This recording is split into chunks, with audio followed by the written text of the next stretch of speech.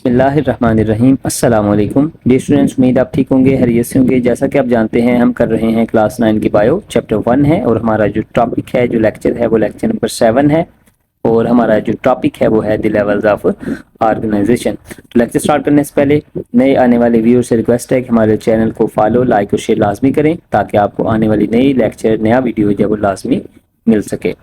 चलिए lecture start करते हैं।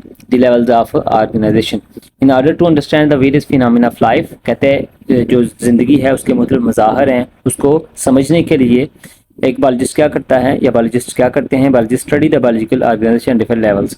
तो जो बायोलॉजिकल हैं या जो बायोलॉजिकल ऑर्गेनाइजेशन है उसको एक बायोलॉजिस्ट स्टडी करता है ताकि वो इजीली उसको अंडरस्टैंड कर सके, जो मुख्तलिफ फिनोमेना है ज़िंदगी के, लाइफ के जो मज़ाहिर हैं, जो भी उसके प्रोसेस होते हैं वो सारे समझ सके, सब एटॉमिक एंड एटॉमिक लेवल। तो आज हमारा यही टॉपिक है, इंशाल्लाह हम कोशिश करेंगे कि आज इस वीडियो में इसको कवर करें। चलें जी, हम अपने लेक्चर की तरफ चलते हैं। Sub atomic level and atomic level. All types of matter are made up of elements. अब ये जानते हैं कि जितना भी मैटर है, अब मैटर क्या होता है आप जानते हैं, क्लास 9 में अपने शुरू में पढ़ा होगा कि मैटर क्या होता है, anything that has mass and occupy space. कोई भी चीज़ है ऐसी जो जगह घेरती है, वजन रखती है, वो मैटर होती है।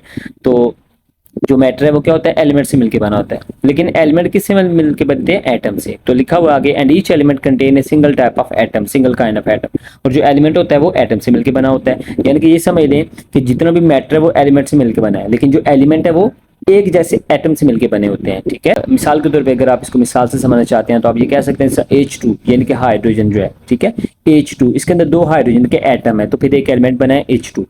तो ये है एलिमेंट, जो हाइड्रोजन है वो H2 एक एलिमेंट है, लेकिन इसके अंदर 2 हाइड्रोजन के एटम है यानी कि H और फिर H यानी कि H2। तो ये मिलके क्या बना देते हैं, एलिमेंट हाइड्रोजन का। तो आगे वो कहता है, and each element contain single kind of atoms. आगे लिखा हुआ उसने एटम्स के बारे में थोड़ा सा ब्रैकेट में लिखा हुआ है, ए नॉट टॉम कट।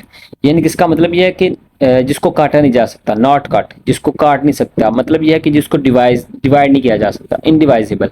आपने 9th क्लास की केमिस्ट्री में भी पढ़ा होगा, जो एटम्स हैं वो इनडिवाइजेबल होते हैं, एटम डिवाइड नहीं होता। तो इस वजह से यही लिखा हुआ है कि नॉट कट, यानी कि जिसको आप काट नहीं सकते, जिसको आप डिवाइड नहीं कर सकते, उसको आप एटम कह रहे होते हैं। The atoms are actually made up of many sub atomic particles. अब देखें, शुरू में अगर आप इसको समझें तो उसने पहले कहा मैटर जब वो एलिमेंट से मिलकर बना हुआ है, उसके बाद कहता है एलिमेंट जब वो एटम से मिलकर बने होते हैं, एक जैसे एटम से। उसके बाद कहते हैं जो एटम है उसके अंदर सब एटॉमिक पार्टिकल होते हैं। देखो ना, फिर डिवीजन आ गई।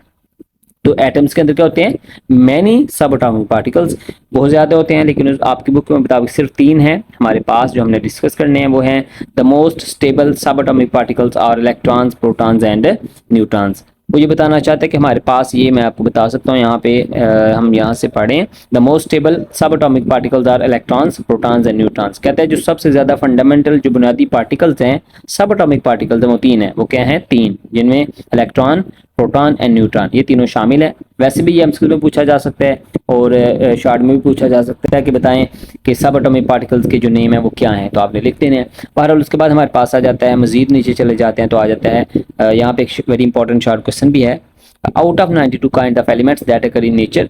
अब देखें, अगर आप गौर करें तो ये वही बात है जो आपने 9th केमिस्ट्री में पढ़ी हुई है। एलिमेंट जहाँ पे आपने पढ़ा था ना, एलिमेंट की डेफिनेशन, उसके ऊपर ये पोर्शन था, वहाँ पे हमने पढ़ा था कि जो एलिमेंट होते हैं वो टोटल 118 है। ठीक है, उनमें से जो 92 एलिमेंट्स हैं वो नेचर में एग्जिस्ट कर रहे हैं, वो कुदरती पाए जाते हैं। लेकिन जो बाकी हैं, जो बाकी 26 बनते हैं, वो हमने कह लें कि वो कुदरत में पाए नहीं जाते, बल्कि हमने खुद प्रिपेयर किए हुए हैं। बहरहाल ये इस तरह से 92 है वो आपसे हमसे पूछा जा सकता है, बताएं कि जो 92 है वो कुदरती हैं यानी कि आर्टिफिशियली प्रोड्यूस किए गए हैं या फिर नेचर में एग्जिस्ट करते हैं। तो आपको याद होना चाहिए 92 जो है वो नेचुरली अकर करते हैं। उसके बाद कहते हैं इन 92 में से, यानी कि 92 में से 16 आर कॉल्ड बायो एलिमेंट्स। इन 92 में से जो 16 हैं, जो 16 है वो क्या होते हैं, बायो एलिमेंट्स होते हैं। These take part in making the body part of the living organism. अब इनको बायो एलिमेंट क्यों कहते हैं, क्योंकि ये लिविंग थिंग्स को बनाते हैं, जो लिविंग ऑर्गेनिजम्स होते हैं उनकी बॉडी को बनाते हैं, इस वजह से उनको बायो एलिमेंट भी कहा जा रहा होता है। लिखा हुआ है these take part in making the body mass of a living organism. तो बहरहाल ये बायो एलिमेंट की डेफिनेशन भी हो जाएगी और आपके एमसीक्यू भी कवर हो जाएंगे जी। तो उसके बाद हमारे पास इसकी डिटेल आ जाती है कि कैसे जो 16 बायो एलिमेंट्स हैं वो हमारी बॉडी को या किसी भी लिविंग ऑर्गेनिज्म को बनाते हैं। तो चले हम इसको भी देख लेते हैं। अभी मैं आपको बताता हूँ ये कैसे उसने इसको मेंशन किया हुआ है। देखें यहाँ पे लिखा हुआ है ओनली 6 अब जो 6 हैं, सिर्फ 6, टोटल 16 बायो एलिमेंट्स हैं, उनमें से जो 6 हैं वो क्या बनाते हैं, अबाउट 99% ऑफ टोटल मास, यानी कि हमारी बॉडी का जो 99% है वो सिर्फ 16 एलिमेंट बनाते हैं। अंदाजा करें कि only 6 oxygen, carbon, hydrogen, nitrogen, calcium and phosphorus, ये जो 6 एलिमेंट ये क्या करते हैं, make 99% of the total mass. हमारी बॉडी का जो टोटल 99% है वो ये 6 एलिमेंट मिलकर बना देते हैं। जो बाकी 1% है वो कैसे बनता है, अदर 10, जो बाकी 10 हैं वो क्या करते हैं, जिनमें ये शामिल है, आपको नजर आ रहा है अदर 10, पोटाशियम है, सल्फर है, क्लोरीन है, सोडियम है, मैग्नीशियम है, आयरन है, कॉपर है, मैंगनीज है, जिंक है और आयोडीन है। ये कलेक्टिवली मिलकर क्या करते हैं, collectively make 1% of the total mass. 99% बाकी 6 ने बना दिए, जो बाकी 10 हैं उन्होंने क्या किया, सिर्फ 1% बनाया। तो इस तरह से हमारे पास ये जो हमारे पास जो बायो एलिमेंट्स हैं वो इसकी कंपोजिशन में, हमारी बॉडी की कंपोजिशन में रोल प्ले कर रहे हैं। ये कितने ज़रूरी हैं आप देख सकते हैं। उसके बाद बेटे हमारे पास आ जाता है इसका ग्राफ। तो ये ग्राफ वेरी इंपॉर्टेंट है एमसीक्यूज के लिए।